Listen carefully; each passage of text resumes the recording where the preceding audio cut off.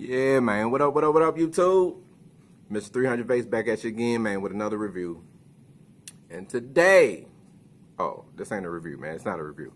Hey, man, this kind of like a little part 2 to the part 1 that I did, man.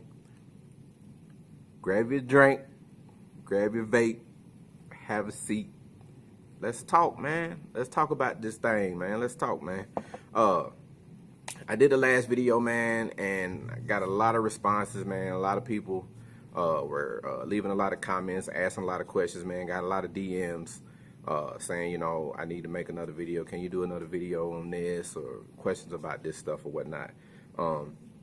Like I previously stated in the last video, man, I just feel like, you know, with the re-immersion of the squonkers coming back into play, there are people now that are wanting to get into squonking. They're seeing, you know, everybody with these cool squonk mech mods, and you know, even people before that didn't even want to, you know, they even wouldn't even think about wanting to try a tube mod or a tube mech mod.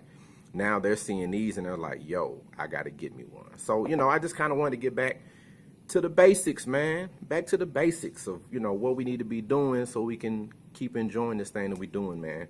Up first, man, today I wanted to talk about battery maintenance. I kind of touched on it a little bit in my last video. If you haven't watched the last video, go watch that one, come back to this one, man. With that being said, I talked about, you know, just taking care of your batteries, man. You know, if your battery wraps are torn, you know, get you some more battery wraps. You know, rewrap your batteries. You don't have to throw them out, man. Just rewrap the batteries. Make sure the heat sink is in there, and get your blow dryer, heat it up, and it's gonna shrink back on there, man. And then you'll be good to go. You'll be back safe. Besides the actual batteries themselves, I noticed that there are a lot of people that run their mods, or you know, they basically just run their batteries down so they just cannot vape anymore, or till their mod completely turns off. With that being said, I know there are some mods that will shut off once your battery gets to, I think maybe like 3.2 volts or maybe 3.4. So, you know, in that case, it may be safe, but you really don't want to drain these batteries down to that point, you know, 3.0 volts, 3.1 volts. You really, you know, you're really kind of killing the lifespan of those batteries. I can say on my 2700 mech mods, my squonkers, once, I mean, I usually swap them out, and it's been on average. You can, you know, if you've been vaping for a while, you can kind of feel when it starts to get weak.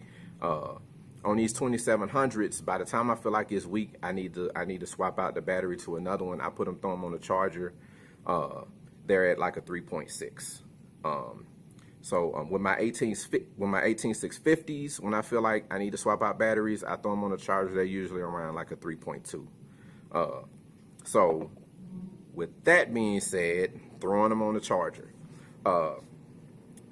There are a ton of mods out, man. All of them got, you know, kind of like this one,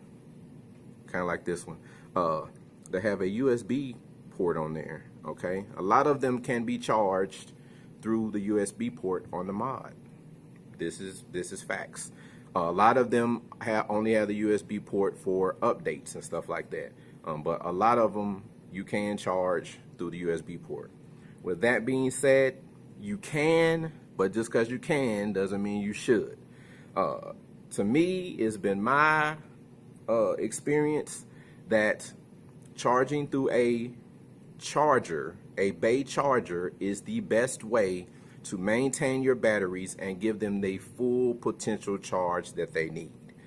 Charging through a mod, charging your 18650s or your 2700 batteries through a mod is really not the way to go. Even though I know some of them have specs that say equal charging, or you know, it's supposed even charging through the port. To me, it's not giving me the correct reading. I've used lots of other mods or whatever.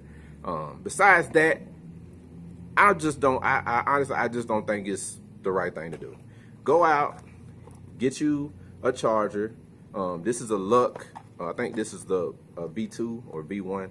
Get you one of these, man. Or you can get the IntelliCharger, the i2. I think they're like 20 bucks. You know, you're going to spend that on some juice anyway, or you're going to spend that on some coils, man. Go get you a little 2-bay charger, man. They got 4 bays. They got 6 bays. Charge them up.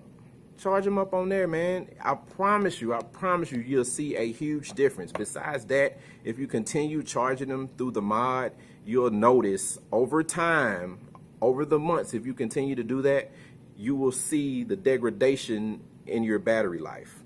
Meaning your batteries will tend to not last as long as they did previously because they're not getting the full charge like they're supposed to get. These chargers, the Bay chargers, is basically like a trickle charge for your batteries, man. Basically like a trickle charge. What else with the chargers, man? You know, throw your batteries on there. Some of them have, not this one. I know the Luck V4 and V6 have settings where you can change the amperage or how fast the batteries will charge. I mean, you know, that's just enough. Some of them got Bluetooth, some of them got, you know, a bunch of other specs and stuff like that. But when you put your batteries on the charger, man, when they're done charging, take them off. Don't leave them on there for 2-3 days. Yeah, I know it's got to shut off and, you know, it's supposed to shut off, but what if it doesn't? What if it continues to charge? What if one of your battery wraps was messed up? What if, you know, anything? What if? When it's done charging, just take the shit off. What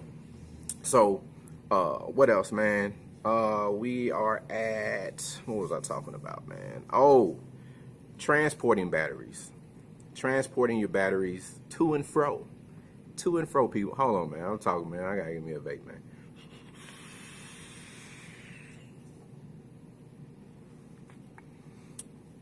Transferring your batteries to and fro, man. Whether you're going to house, work, whatever, man. Don't put your batteries in your pocket, people. You know, it's just, you know,